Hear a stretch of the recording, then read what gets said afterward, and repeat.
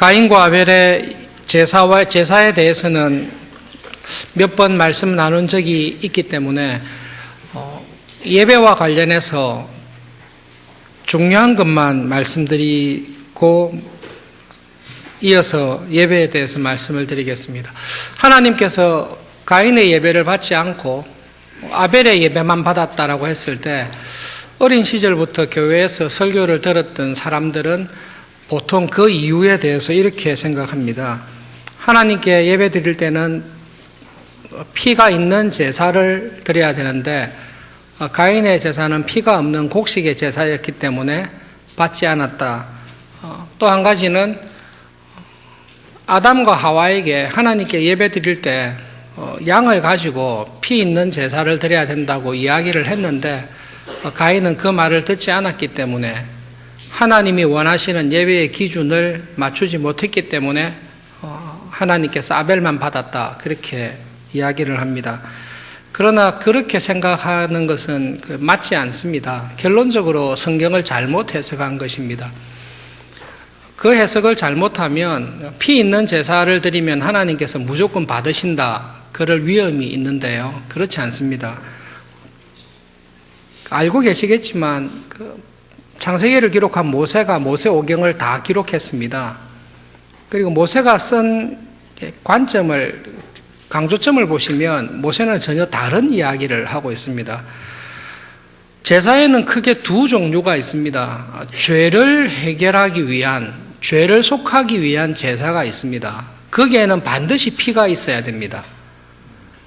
죄를 해결하기 위한 제사 가운데 피 없는 제사는 없습니다. 하나님께든 거룩한 예물에 대해서든 죄를 범했을 때는 반드시 피가 있는 제사를 드려야 됩니다.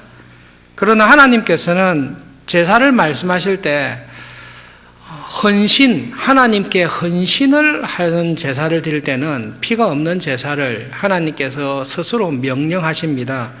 소제 같은 경우는 곡식을 드리는 제사입니다. 그렇기 때문에 가인의 제사가 피가 없어서 안 받았다라는 것은 맞지가 않습니다. 아담이 제사를 드릴 때 어린 양으로 피를 가지고 제사를 드리라고 이야기했는데 가인이 안 들었다. 그거는 망구 자기 생각입니다. 모세는 그렇게 말하지 않습니다. 모세는 그런 흔적에 대해서 전혀 기록하고 있지 않습니다. 그건 우리의 추측이지, 하나님께서 모세를 통해 가인의 제사를 안 받은 정당한 이유는 성경적인 근거가 없습니다.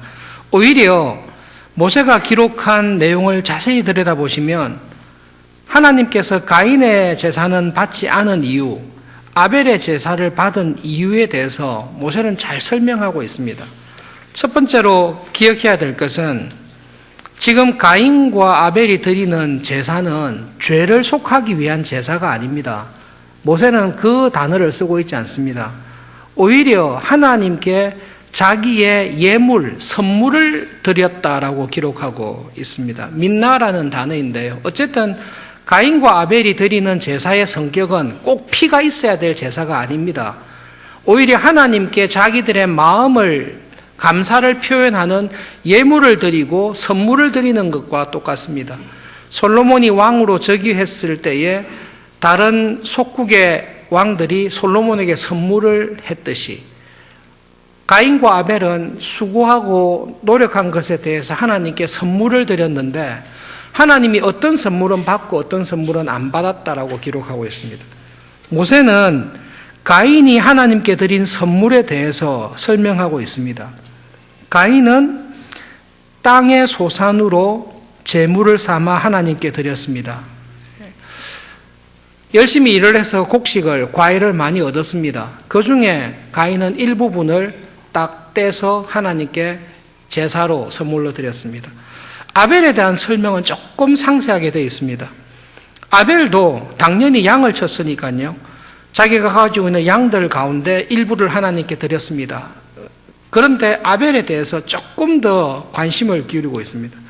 아벨은 하나님께 드리는데 가인처럼 자기의 소유 중에 일부를 떼서 드린 건 맞습니다. 그런데 특별히 아벨은 자기의 소유 가운데 첫 번째 난 것들을 택했습니다.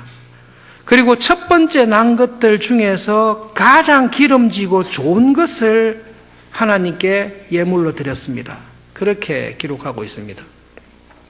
모세가 가인과 아벨의 제사를 구별할 때 했던 것은 어떤 예물을 하나님께 드렸느냐라는 것을 이야기하면서 가인은 자기가 얻은 많은 소출 가운데 일부를 떼서 제사를 드린 거고 아벨도 똑같이 했는데요. 아벨은 마음과 정성이 담겨 있습니다.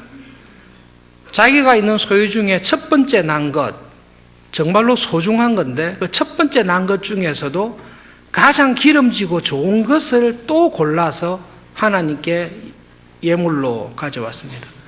저희 아버님께서 삼형제이십니다.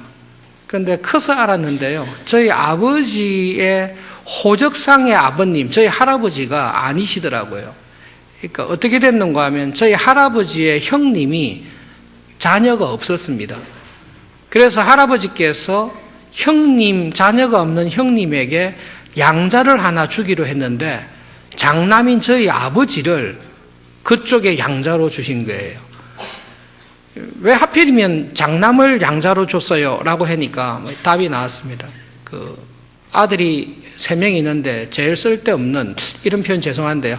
제일 쓸데없는 막내를 줬다. 이렇게 할 때는 형님에게 미안하다라는 거죠.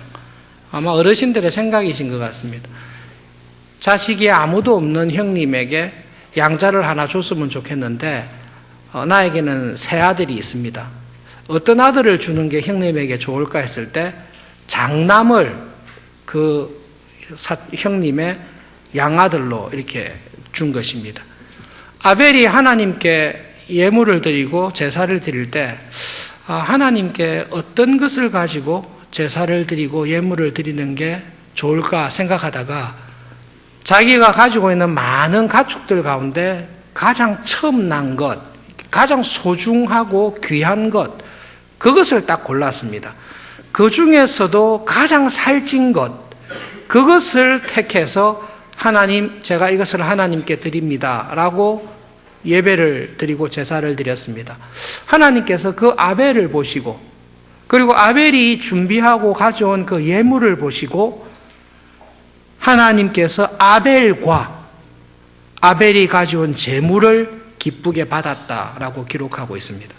그걸 놓고 가인을 보면 가인은 하나님께 예물을 드릴 때 이렇게 드린다라는 것이 눈에 그려집니다. 소출이 많습니다. 좋은 과일이 있고 채소가 있고 자기가 얻은 게 있습니다. 하나님께 예물을 드리고 제사를 드리러 가는데 그 중에 아무거나 좀 가져오너라. 1분만 가져오너라. 그 마음으로 그냥 그 중에 일부를 택해서 하나님께 가지고 와서 제사를 드렸습니다. 하나님께서 그것을 보시고 가인이 가져온 제물은 받지 않으셨습니다. 왜 안 받았겠습니까? 이유가 한 가지일 것입니다. 하나님께 제사하고 예물을 드릴 때에 아벨은 나에게 있는 최고의 것, 나의 모든 것, 가장 소중한 것으로 하나님께 예배합니다라는 그 마음이 있습니다. 하나님께서 아벨의 그 마음을 보셨습니다. 그 마음이 가장 값지고 기름진 것으로 가져오는 그의 제물에 드러났습니다. 하나님께서는 아벨의 제사를 받아주셨습니다. 가인도 똑같이 예배드리러 왔습니다. 그런데 가인에게는 아벨과 같이 나에게 가장 소중하고 값지고 귀한 것, 나의 전부라고 할 수 있는 그런 것을 드릴 마음은 없습니다. 그냥 예배드리러 왔으니까, 제사 드리러 왔으니까 예물은 가져가야 될 것 같고 아무거나 좀 가져오느라 일부를 취해서 드렸습니다. 그렇게 했을 때 하나님께서 가인과 그가 가져온 예물을 볼 때에 나는 그런 예배는 받을 수가 없다라고 받지 않으신 것으로 기록하고 있습니다. 여러분, 가인과 아벨의 제사에서 우리에게 주는 한 가지 큰 교훈이 있습니다. 성경을 잘못 해석하면 내가 어떤 예배를 드리더라도 내 예배를 받을지 안 받을지를 결정하는 분은 하나님이다. 그렇게 우리가 오해할 수 있습니다. 하나님의 어떤 기준이 있습니다. 피가 없이는 나는 안 받는다. 그런 기준을 정해놓고 피 있으면 받고 피 없으면 안 받고 나의 예배를 받을지 안 받을지를 하나님이 결정하신다라고 우리는 생각할 수 있습니다.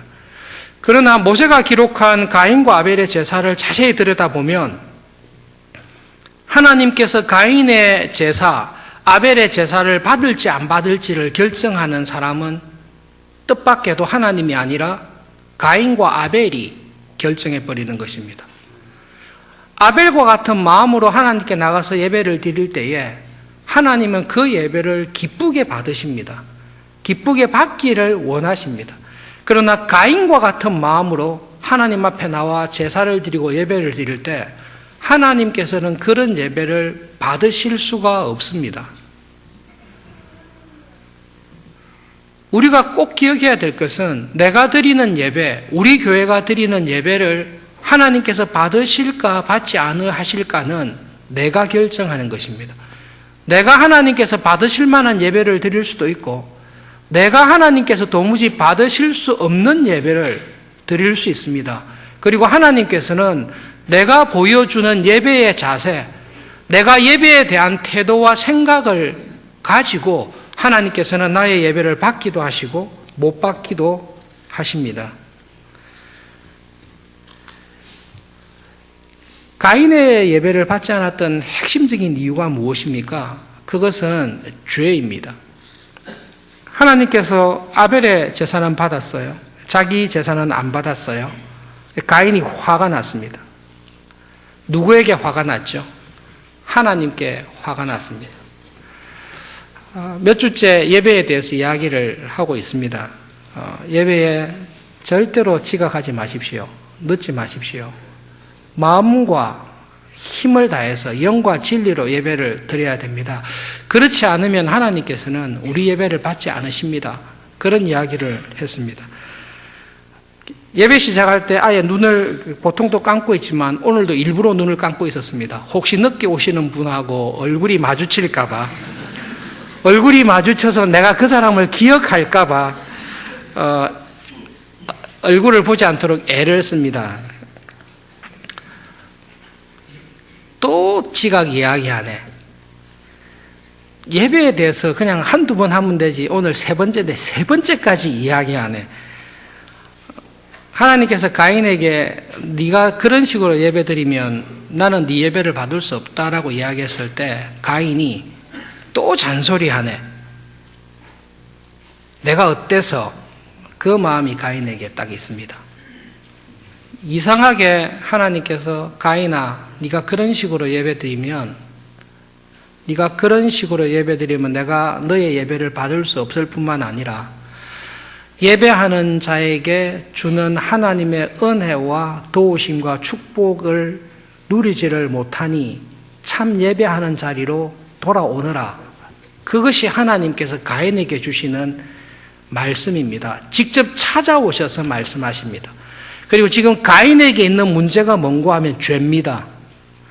하나님을 자기 삶에 가장 귀하게 여기고 나에게 있는 가장 좋은 것으로 하나님을 섬기는 것, 나에게 있는 가장 뛰어나고 좋은 것, 하나님께서 복으로 주신 이 모든 것, 지금 내가 누리고 있는 것을 가지고 나는 하나님의 나라와 하나님의 뜻을 이 땅에 이루는 일에 쓰임받기를 원하고 저는 하나님의 뜻과 나라를 내 삶에서 이 땅에서 이루는 일에 쓰임받기를 원합니다. 그러기 위해서 나의 최선의 것을 드립니다. 그것이 아벨이 가지고 있는 하나님에 대한 태도입니다. 가인에게는 그 마음이 없습니다. 가장 귀하고 좋은 것은 다른 이유로 가지고 있는 것 같습니다. 그 결과 하나님께 자기의 최선의 그 좋은 것을 드리지를 않습니다. 하나님이 자기 인생의 중심에 있지 않습니다. 약간 변두리에 있습니다. 무시할 수는 없지만 중심에 두지는 않습니다. 그의 예배의 태도가 딱 그렇게 나옵니다. 하나님을 중심에 두지 아니하고 자기의 온 힘과 열심을 다해서 섬기지 아니하고 어느 정도 중요한 분으로 섬기며 살아가는 사람을 향해 하나님께서 네 그런 식으로 예배드리고 살면 내가 너에게 복을 줄 수 없다. 너 그런 식으로 자꾸 살면 죄가 너를 삼키고 있는데 너 그런 식으로 계속 가다가는 죄가 점점 너에게 들어오다가 나중에는 죄가 너를 완전히 삼켜버리게 된다. 그러니 죄와 싸워라. 가인에게 격려하시고 경고의 말씀을 하십니다. 그리고 가인에게 주는 말씀을 자세히 보십시오. 짐승과 같이 베드로전서에 마귀와 사탄이 우는 사자와 같이 믿음으로 살려는 우리를 삼키려고 하고 있습니다. 그런데 여러분 성경을 보시면 마귀와 사탄과 악한 영들에 대해서 예수님께서 하신 성경의 일관된 말씀은 그 대적하면 다 물러간다라는 것입니다. 우는 사자와 같이 삼킬 자를 찾지만 믿음에 굳게 서서 악한 자들을 마귀를 대적하라. 그러면 이길 수 있다라는 것이 성경에서 한결같이 하는 말씀입니다.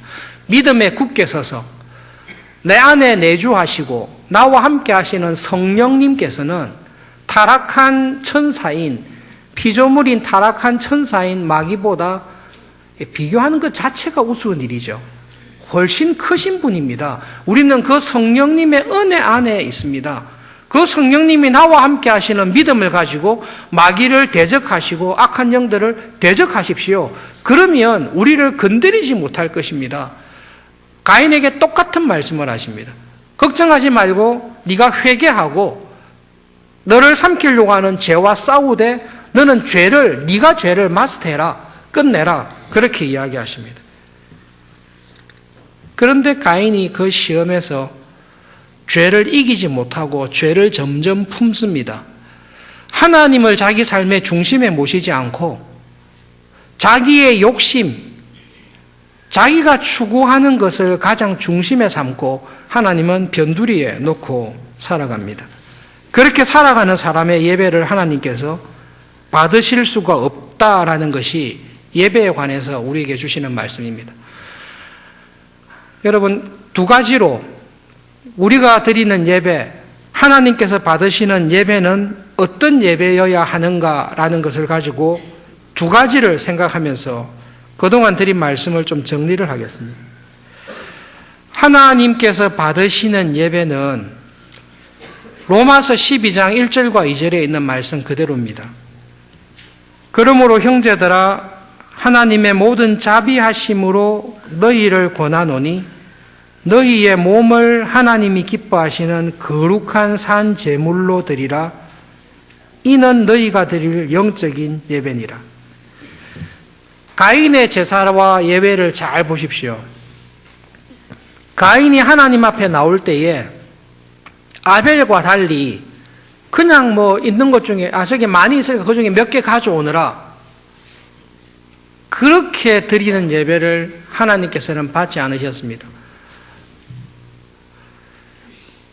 명절에 부모님께 갈 때에 선물을 가는데요. 선물이 집에 많이 이렇게 준비를 했어요. 그 중에 뭘 가져갈까 이렇게 했을 때 가인은 이렇게 했죠. 아무거나 한 2개 꺼내라 가자. 그렇게 간 거 보여요. 아벨은 다 열어봐라. 이런 것 중에 가장 크고 가장 맛있게 된 게 어떤 건지를 골라봐라. 그렇게 여러 개 해서 그러면 박스를 섞어라. 좋고 맛있고 큰 것들은 따로 모아라. 그렇게 해서 부모님에게 가져온 거죠. 부모님이 아시는 거죠. 무엇을 보는 거죠? 마음을 보는 거죠. 여러분, 예배를 드릴 때에 주일날 드리는 예배는 일주일간 내가 하나님 앞에서 어떤 마음을 가지고 살았는지를 대표적으로 보여주는 것이 주일 예배입니다. 그러므로 예배를 드릴 때에 하나님께서 받으시는 예배가 되기 위해서 제일 먼저 싸워야 될 것은 월요일부터 토요일까지 생활 가운데 하나님이 받으실 만한 예배 드리는 자로 살아가는 믿음의 삶이 있으셔야 됩니다. 월요일부터 토요일까지 자기 마음대로 삽니다. 내 욕심대로 삽니다. 그리고 주일날 와서 하나님께 예배를 드립니다. 하나님께서 그 예배를 받으십니까? 결코 받으실 수 없는 예배를 드리는 것입니다. 사람이 귀를 돌이키고 하나님의 율법을 듣지 아니하면 그 사람의 기도는 가정하니라. 그게 잠언에 있는 말씀입니다. 평소에 하나님의 말씀에 귀를 닫고 있습니다. 자기 소견에 좋은 대로 세상의 욕심을 따라 일주일간 살아갑니다.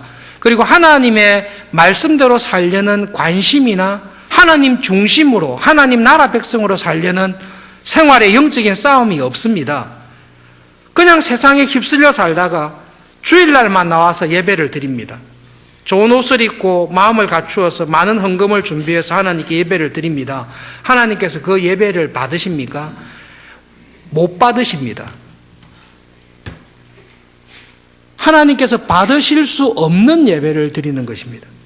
그래서 우리가 드리는 예배, 우리가 매주일마다 나와서 예배 드린다고 할 때 정말로 기억해야 될 것은 나의 몸으로 하나님께서 받으실 만한 거룩한, 하나님께서 구별하여 받을 만한 살아있는 제물을 드리기 위해서는 일주일간의 나의 삶이 영적인 예배가 되어야 됩니다.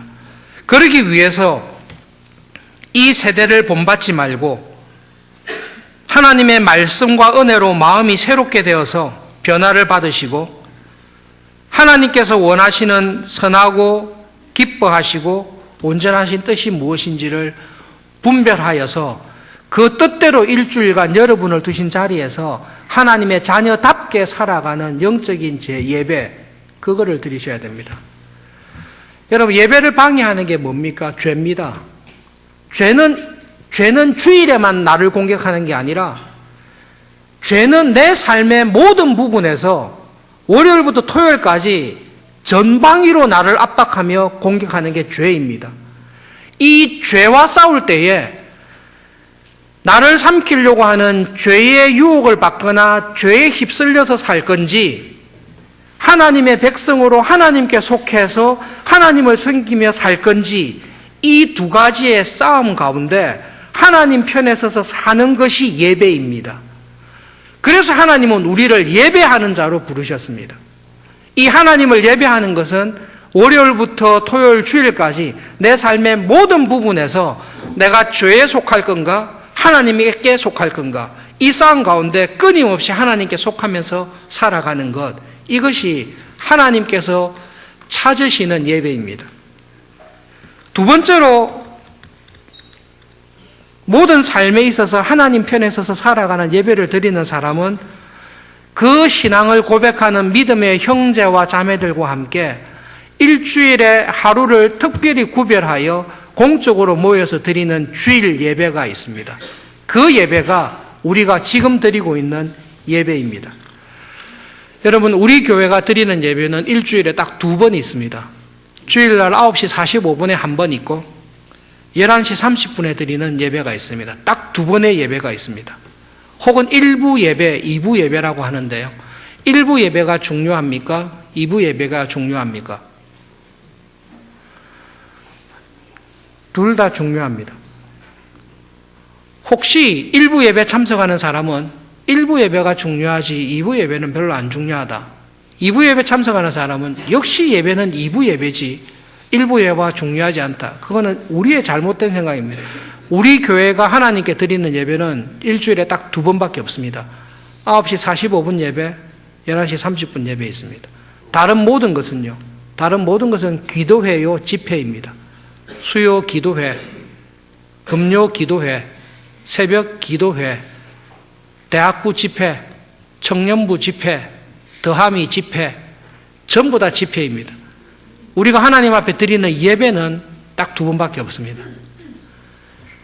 이 하나님 앞에 나와 드리는 예배의 태도가 하나님에 대한 나의 믿음과 신앙을 그대로 다 드러내게 되어 있습니다.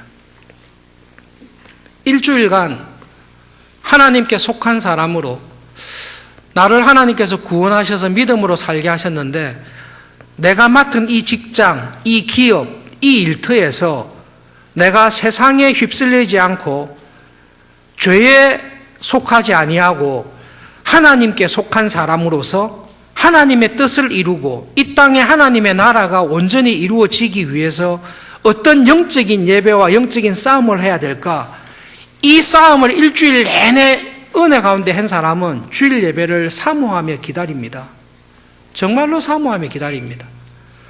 그렇게 일주일간 하나님께 예배드리며 살았던 사람이 믿음의 형제와 자매와 함께 하나님을 예배하는 일주일에 한 번밖에 없는 이 시간에 들어올 때에 지각을 하거나 슬리퍼를 신고 오거나 복장이나 태도가 엉망이다라는 것은 여러분 그 사람의 일주일의 신앙 자체가 제대로 되어 있지 않기 때문에 그렇습니다. 그거는 그럴 수가 없습니다.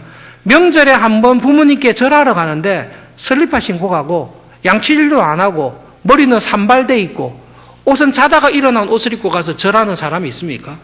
그거는 부모가 받을 수 없는 절을 하는 것입니다. 일주일간에 내가 하나님의 자녀로 영적인 예배를 드리며 살아가는 사람은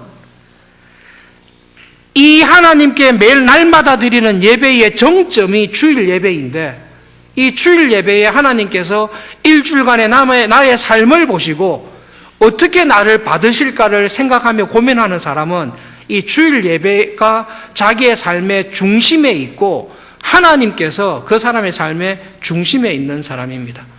그러므로 이런 예배를 드리는 사람은 여러분 예배가 바뀌게 되어 있습니다.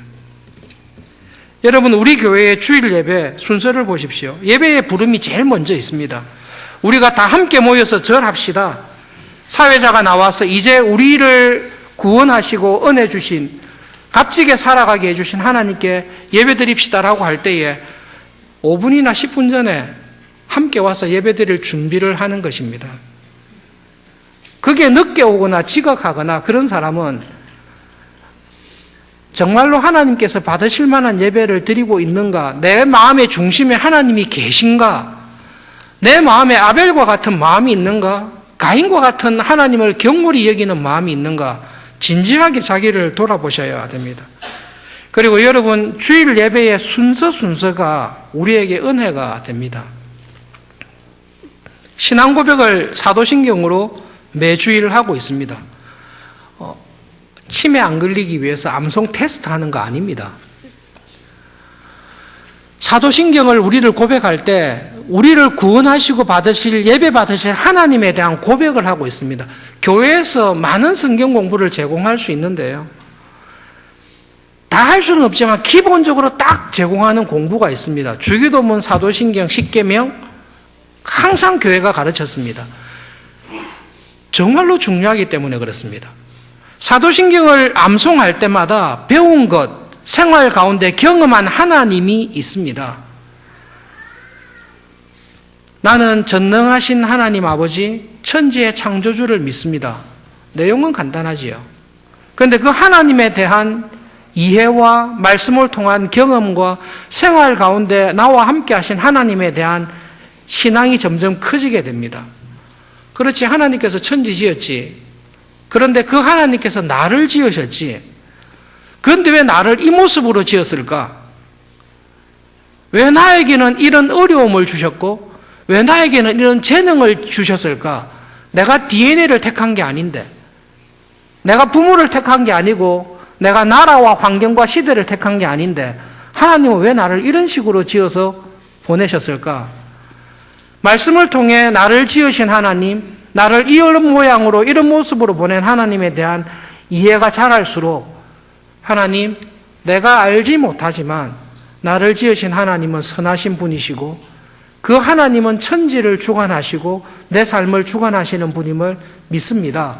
이게 일주일간 치열하게 믿음으로 살다 보면 그 하나님을 경험하고 만나게 되어 있습니다. 그리하여 그 하나님에 대한 고백이 똑같은 단어 속에 하나님에 대한 고백이 사랑이 깊어지게 되어 있습니다. 사도신경의 많은 부분이 예수님에 대한 고백입니다. 유일하신 독생자이신 예수님을 나는 믿습니다. 그런데 그분이 사람이 되셨습니다. 예수님에 대한 고백이 5가지인데요. 요즘 사도신경을 고백하며 말씀을 배울 때마다 느끼는 것은 예수님이 당하신 고난입니다. 요즘 제 주위에 친한 친구 목사님들이나 교인들 가운데 고난 당하시는 분들이 너무 많아서 왜 신자의 삶에 믿음으로 삶을 살려는 우리에게 이런 고난이 많나라고 기도하며 생각할 때마다 예수님의 삶을 보니까 비교할 수 없이 고난을 당하셨더라고요. 여러분, 예수님처럼 고난 많이 당하고 오해 많이 당하고 핍박당하고 멸시받은 분이 있습니까? 없습니다. 거의 없습니다. 예수님처럼 거룩하며 믿음으로 산 분도 없습니다. 그런데 그 예수님께서 하나님을 중심에 모시고 믿음으로 살아갔을 때에 예수님께서 당하셨던 핍박과 멸시와 조롱과 죽음을 볼 때에 내가 당하는 것은 아프다고 말을 못할 거구나, 고난이라고 말할 수 없는 거구나라는 것을 느끼게 됩니다. 이민교회에 있을 때 담임 목사님께서 정말 아프셨어요. 담임 목사님은 오장육부가 거의 없으세요. 온갖 것 다 떼내가지고 죽다가 살아나신 분이에요. 그 목사님하고 신방 가면 중환자실이나 되게 아픈 분, 암으로 폐를 잘랐거나 장을 잘랐거나 위를 잘랐거나, 목사님하고 신방 갔는데요, 아픈 교인이 막 이야기해요. 아팠던 거. 목사님 다 들으시고 난 다음에 집사님 힘내십시오, 저도 이렇게 아팠습니다라고 목사님 아픈 이야기를 하는데요, 옆에 있다가 저 누워있는 사람 벌떡 일어나야 되겠다, 저 아픈 것도 아니네. 목사님이 아픈 거 비교하니까 누워있는 사람이 이렇게 누워있지를 못할 정도로 목사님이 아프셨던 거예요. 예수님의 십자가의 죽으심과 고난을 보니까, 야, 지금 내한테 있는 어려움은 유가 아니구나. 근데 이런 아픔과 고통이 나에게 있는 게 예수님께서 걸으셨던 믿음의 길을 걸어가는 게 맞구나. 예수님께서 걸었던 참 하나님 중심, 말씀 중심, 성경 중심, 신앙으로 따라가는 사람에게는 이런 고난이 당연히 오는데 지금 내한테 온 고난이 바른 길을 걷고 있는 것이구나 라는 것을 우리는 사도신경을 통해, 삶을 통해 경험하게 됩니다. 그래서 사도신경을 올라갈 때에 우리의 예배를 받으시는 성자 예수님, 하늘의 영광을 버리시고 피조물과 같이 되셨고, 피조물 중에서도 가장 비참하게 되셨고, 그 모든 모욕과 수치와 고난을 다 당하셨지만 그렇게 믿음으로 살아갔을 때 성부 하나님께서 모든 이름 위에 뛰어난 이름을 주시고 이 세상의 모든 것을 심판하실 권세와 영광으로 아들에게 주셨듯이, 우리가 믿음으로 내가 이 믿음의 길을 예배드리며 살아갈 때에 그 예수님을 두신 그 자리에 예수님의 죽음의 날을 두셨듯이 예수님의 부활의 날을 두시고 예수님의 수치의 날을 두셨듯이 예수님의 영광의 날을 두실 것을 나는 이번 주도 고백합니다. 우리는 그 신앙 고백을 매주일 우리는 고백하고 있습니다. 그런데 놀라운 것은 그 고백을 하는 게 내 혼자 하는 게 아니라 나와 똑같은 믿음을 가진 형제가, 나와 똑같은 믿음을 가진 자매가 옆에 서서 함께 고백하는 거죠. 야, 내 혼자 싸우는 거 아니구나. 이 세상에서 내 혼자, 하나님 전부 다 바알 섬기고 남은 거는 내 혼자밖에 없습니다. 엘리야가 이 고민을 했는데요, 예배를 드리는 이 순간에 우리가 무엇을 하긴 합니까? 야, 내하고 같이 가는 사람 여러 명 있네. 또 저 형제를 보니, 저 자매를 보니 힘이 더 나네. 좋다. 한 사람만 내하고 같은 길을 걸어도 죽기까지 갈 수 있는데 하나님께서 이런 사람을 두셨구나. 그것이 예배드리는 교회 공동체의 신앙 고백의 큰 은혜입니다. 믿음이 자라고 매일마다 삶 속에서 하나님을 고백하며 예배드리는 사람에게는 이 주일의 신앙 고백이 나를 살립니다. 나를 살립니다. 세상을 이길 수 있는 은혜를 이 예배를 통해 하나님께서 우리에게 주셔서 죽었던 우리의 영혼을 예배를 통해 확 살려버리십니다. 그 하나님께 우리는 찬송을 드립니다. 내가 부르고 싶은 찬송을 부르는 게 아니라 우리 교회가 믿고 고백하는 그 하나님에 대한 찬송을 부릅니다. 하나님 앞에 나와 고백하며 예배 드릴 때마다 항상 걸리는 게 무엇입니까? 죄죠. 우리는 죄가 항상 걸립니다. 하나님 앞에 나와 예배 드리는데 난 죄 없다. 잘 모르셔서 그래요. 하나님께 가까이 갈수록 죄가 많이 드러나게 돼 있습니다. 가까이 갈수록 거룩해지지 않습니까? 예, 거룩해지는 것은 죄에 대한 이해가 깊어지는 것입니다. 대학부 수련회 때 목사님께서 말씀하실 때 정말로 공감했는데요. 죄를 모를 때는 내가 죄를 지은 것에 대해서 회개합니다. 내가 그렇게 안 했어야 되는데 이런 죄를 지어서 회개합니다. 그런데 내 안에 있는 죄를 정확하게 들여다보시면 뭐가 회개되는가 하면 다윗과 같은 똑같은 자리에 딱 두십니다. 하나님, 내가 죄입니다. 나는 착한데 간혹 죄를 범하는 게 아니라 내가 죄입니다. 그러니까 나를 죽이셔야 됩니다. 그 은혜의 자리에 가게 됩니다. 올 때마다 죄가 우리를 가로막습니다. 그래서 참회의 기도가 항상 있습니다. 하나님께서 참회의 기도를 하는 우리에게 용서를 하시는데요. 하나님께서 우리 죄를 용서하시는 딱 유일한 이유는 한 가지입니다. 예수님의 십자가의 보혈을 보시고 우리 죄를 용서하십니다. 내가 참회의 기도를 얼마나 간절하게 했나 중요합니다만은 결정적이지 않습니다. 예수님께서 내 죄를 용서하시는 것은, 하나님께서 내 죄를 용서하시는 것은 지금도 하나님 옆에 서셔서 내가 저 사람의 죄를 대신하여 십자가에서 피 흘려 죽었지 않습니까? 나를 보시고 나의 죽음을 보시고 회개하는 저 교인의 죄를 용서해 주십시오. 하나님께는 예수님의 그 말씀, 예수님의 그 보혈의 피를 보시고 예배에 나와 회개하는 우리의 죄를, 내 죄를 용서해 주십니다. 그리고 그 회개하며 하나님 이제 죄에 무너지지 않고 하나님의 사람으로 살기 원합니다라는 우리에게 하나님께서 직분자를 통해, 목회자를 통해 말씀을, 하나님의 말씀을 우리에게 주십니다. 그 말씀에 귀를 기울이셔야 됩니다.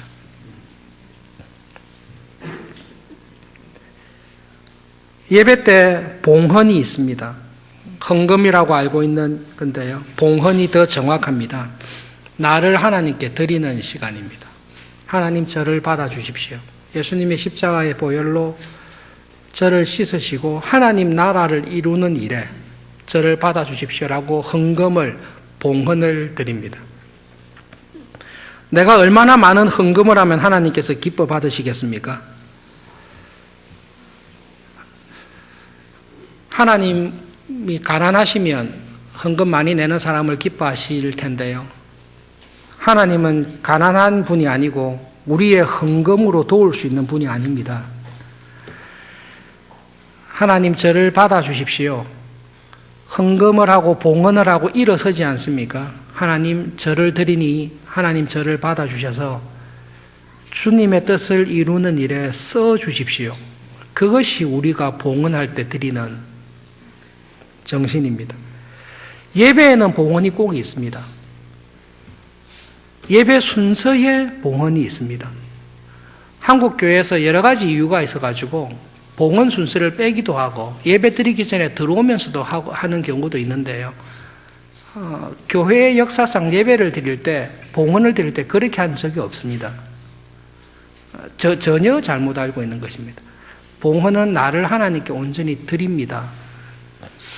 금요 기도회나 수요 기도회 때 봉헌하지 않지요. 왜 안 하죠? 예배가 아니니까 그렇습니다. 하나님께 드리는 예배에는 봉헌이 있습니다.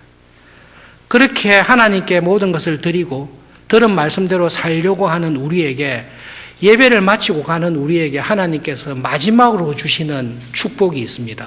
그게 축도입니다. 여러분, 축도가 기도가 아닙니다. 기도면 예수님의 이름으로 기도합니다를 넣어야 될 거 아니에요. 기도면.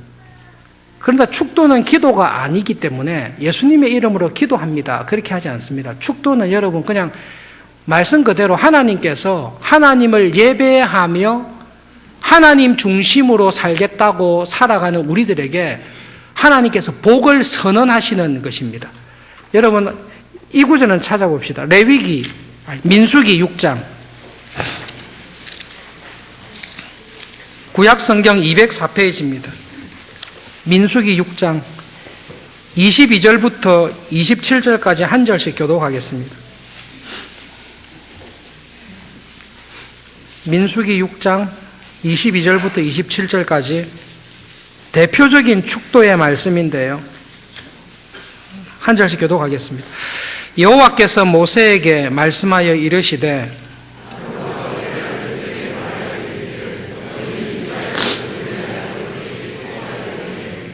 여호와는 내게 복을 주시고 너를 지키시기를 원하며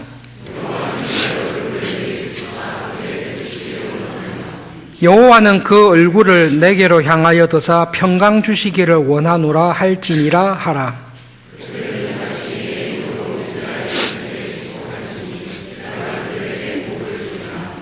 누가 축복하십니까? 하나님께서 축복하십니다.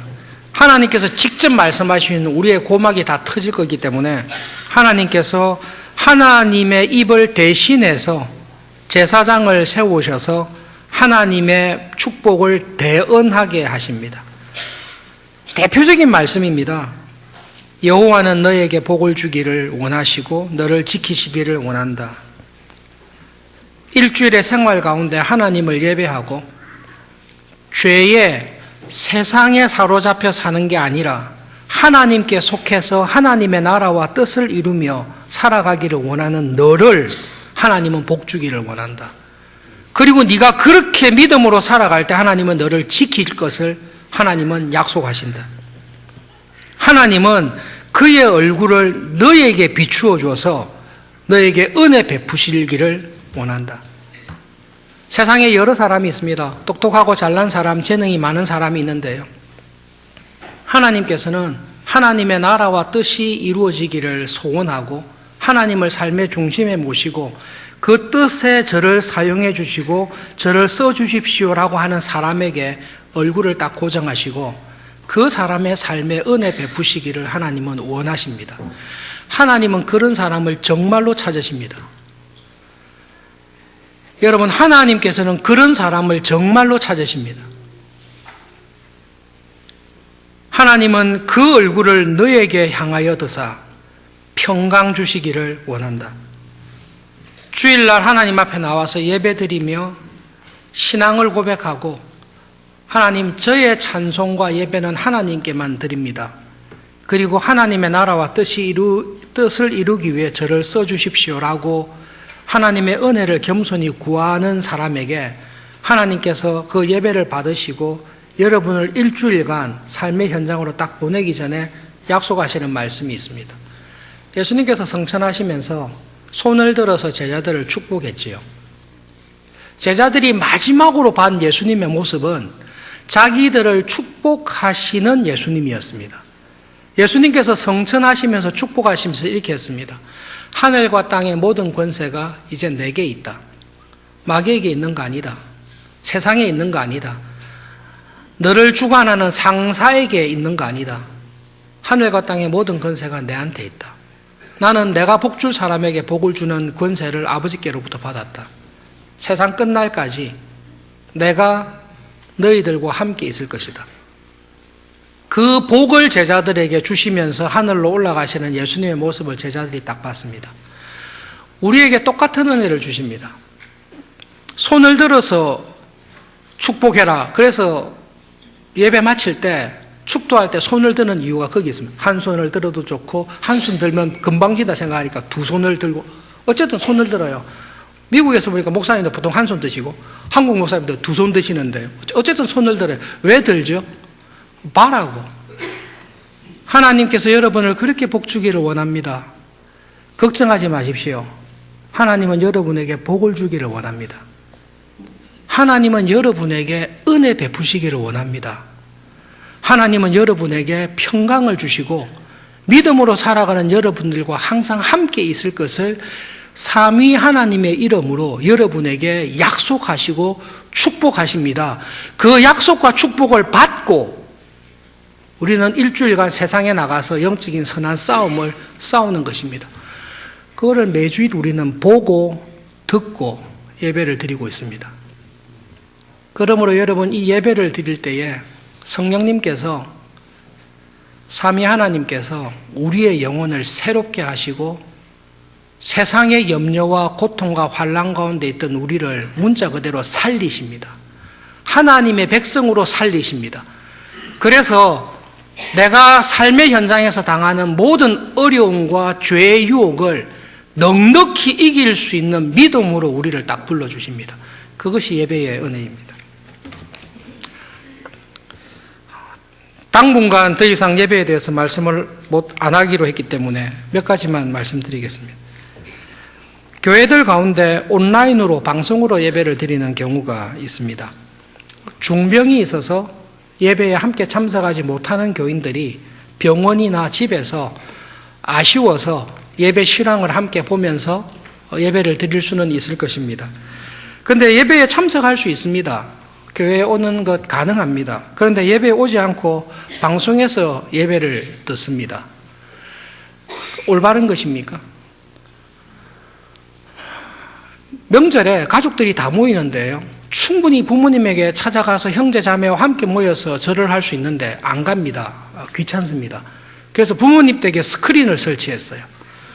그래서 형제들이 절할 때 자기 집에 앉아서 있다가 같이 절합니다. 스크린으로 보세요. 그렇게 절하는 것과 같습니다. 올 수 있는데 안 와요.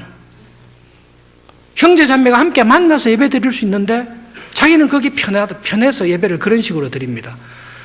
그러면 절할 때마다 부모님께서 야 컴퓨터 켜라, 스크린 켜라 그렇게 하시겠습니까? 아예 꺼버리겠습니까?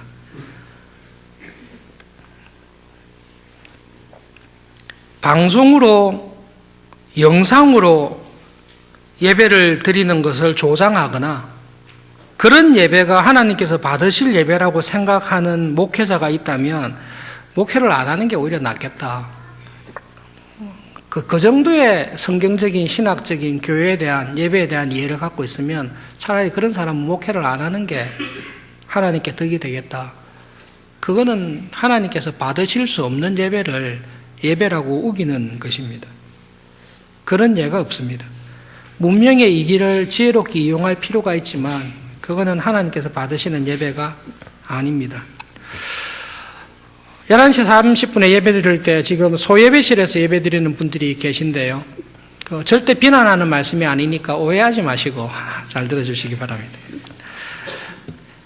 처음부터 교회에서 당회에서 염려했던 부분이 예배입니다.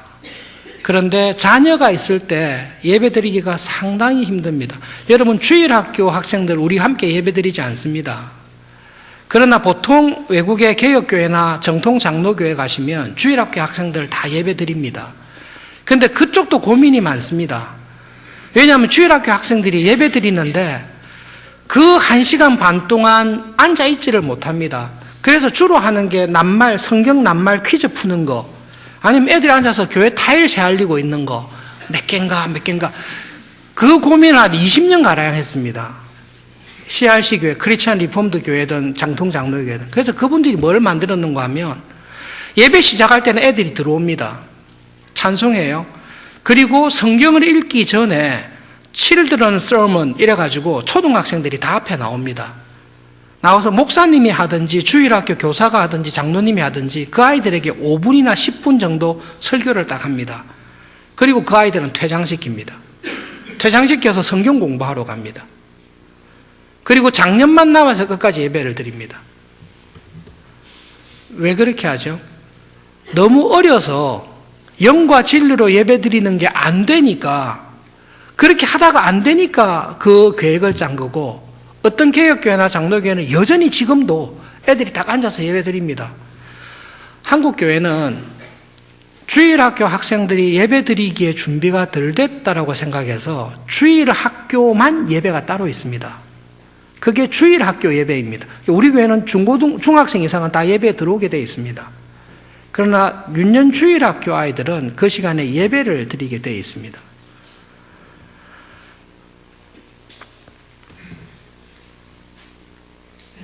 그것 말고는 예배 드릴 때에 예외가 없습니다. 소예배실에서 예배 드리는 분들을 위해서 배려한 것은 딱 한 가지입니다. 유아 돌봄팀이 있지만 이 아이가 독특하고 어려서 유아 돌봄팀의 다른 사람에게 맡기기조차 어려운 유아를 데리고 있는 부모들이 여기서 함께 예배 드릴 때 본인도 신경 쓰이고 애가 어려울 때 그렇다면 차선으로 마련한 게 소예배실에 예배 공간을 마련해 놓은 것입니다. 늦게 오시는 분들이나 그런 아이가 없는 사람이 예배를 드리라고 마련한 공간은 아닙니다. 그건 분명하게 말씀을 드립니다. 예배위원회 맡고 계신 장로님 또 다른 장로님들께서 소예배실에 예배드리는 모습을 살펴보셨어요. 올해 들어서. 당회에서 말씀하셨을 때에 소예배실의 예배 분위기가 상당히 좋고 예배를 잘 드리고 있다. 분위기가 참 좋다라는 말씀을 해주셨습니다. 다시 부탁드리는데요. 피치 못할 경우에 유아와 함께 예배를 드릴 수밖에 없는 경우에 소예배실을 이용하셔도 됩니다. 그렇지 않으시면 함께 예배 드리는 자리에 오셔서 예배 드리는 것이 더 좋겠습니다. 그것이 더 좋겠습니다. 그것이 교회가 한 교회에 속한 교인들이 한 자리에서 한 하나님을 예배하는 올바른 예배에 맞기 때문에 그것을 꼭 권해드리고 싶습니다. 예배에 대해서 생각할 때에 예배를 드리고 난 다음에 여러분 오늘 예배 드린 이후에 찬양대의 찬양이 참 좋았다. 오늘은 목사님께서 내가 하고 싶은 이야기를 해줘서 참 힘이 난다. 부차적일 수 있습니다. 예배를 드리고 난 다음에 딱 기억에 남는 것은 하나님께 내가 예배 드렸다. 그것이 남으셔야 됩니다. Seeker Service라는 것, 구도자 예배의 문제가 뭔고 하면 일단 그 예배가 아닙니다. 하나님을 믿지 않는 사람이 예배 드리는 것 자체가 말이 맞지도 않고 열린 예배라는 것에 대해서 문제가 되는 것은 예배의 중심이 하나님께 절하며 하나님을 예배하는 게 아니라 예배에 참석한 내가 힘을 얻어야 된다. 내가 은혜 받아야 된다라는 것이 열린 예배의 우려할 부분인데요. 예배는 내가 은혜 받는 거 아닙니다. 예배는 내가 하나님께 절하고 내가 하나님께 예배를 드리는 거지 예배 드리는 내가 기분이 좋아야 된다. 이건 예배가 아닙니다. 목사님은 내가 좋아하는 말을 해주세요. 그게 예배가 아니라 목사님 목사라면 하나님의 말씀을 똑바로 전해주세요. 그게 예배입니다.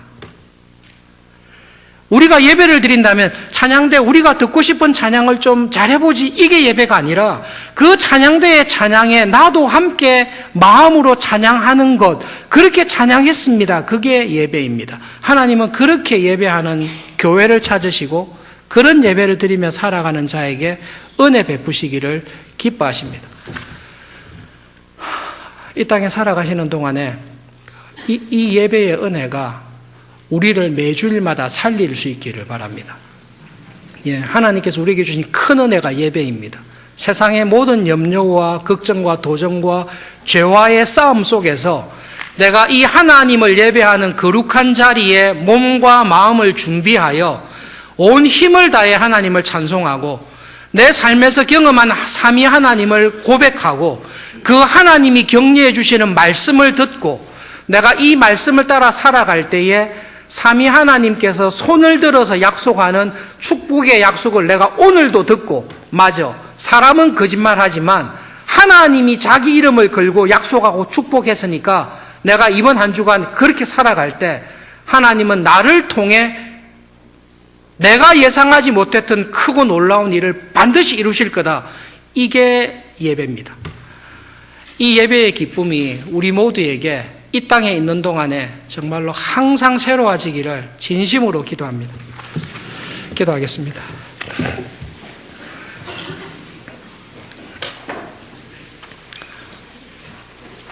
가인과 아벨의 제사를 통해 예배를 통해 뜻밖에도 하나님 아버지 우리의 예배를 하나님께서 받으실지 안 받으실지 하나님께서 결정하는 것이 아니라 내가 하나님께서 받으실 예배를 드리기도 하고 내가 하나님이 받으실 수 없는 예배를 드리기도 한다는 것을 기억하며 하나님의 은혜를 구합니다. 일주일의 생활 가운데 죄와 세상에 속하지 않게 해 주십시오. 하나님께 속하여 하나님의 나라의 백성으로 살아가는, 예배를 드리며 살아가는 이번 한 주간이 되기를 기도합니다.